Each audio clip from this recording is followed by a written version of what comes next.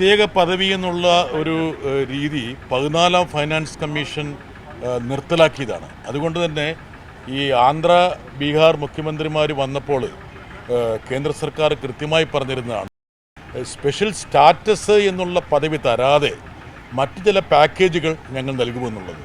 ഇപ്പോൾ പ്രഖ്യാപിച്ചിരിക്കുന്നതൊക്കെ special status എന്നുള്ളത് കൊടുക്കാൻ പറ്റാത്തത് കൊണ്ട് പ്രത്യേക പദ്ധതികളാക്കി കൊടുത്തിരിക്കുകയാണ്.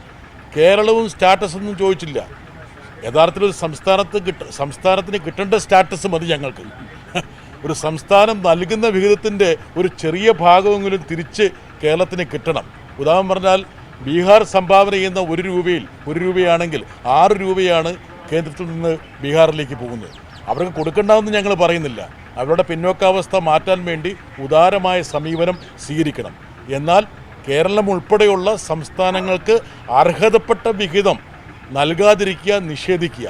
ഇപ്പോൾ നമ്മുടെ സംസ്ഥാന സർക്കാർ സമർപ്പിച്ച പദ്ധതികളിൽ കൃത്യമായിട്ടുള്ള നിർദ്ദേശങ്ങളുണ്ടായിരുന്നു. ഇപ്പോൾ വിഴിഞ്ഞം പദ്ധതിയുമായി ബന്ധപ്പെട്ടത്, അതുപോലെ തന്നെ ദേശീയപാത വികസനത്തിന് വേണ്ടിയിട്ട് കേരളം നൽകിയ 6000 കോടി രൂപ അത് തിരിച്ചറിഞ്ഞൊന്നും പറഞ്ഞില്ല.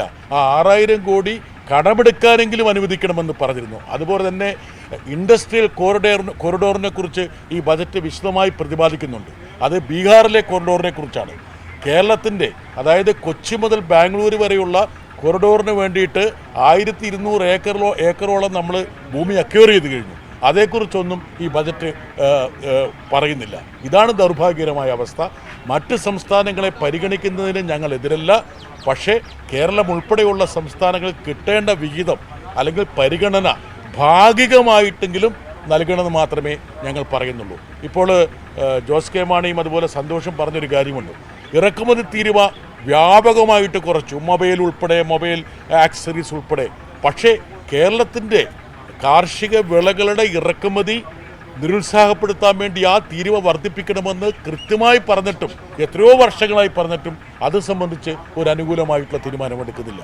കാർഷിക മേഖല പ്രതിസന്ധിയിലാണെന്ന് ഇക്കണോമിക് സർവേ കൃത്യമായി അടിവരയിട്ട് പറഞ്ഞിട്ടും ആ മേഖലയിലെ പ്രതിസന്ധി പരിഹരിക്കാൻ വേണ്ടിയുള്ള ഒരു നിർദ്ദേശവും ഉണ്ടായിരുന്നില്ല.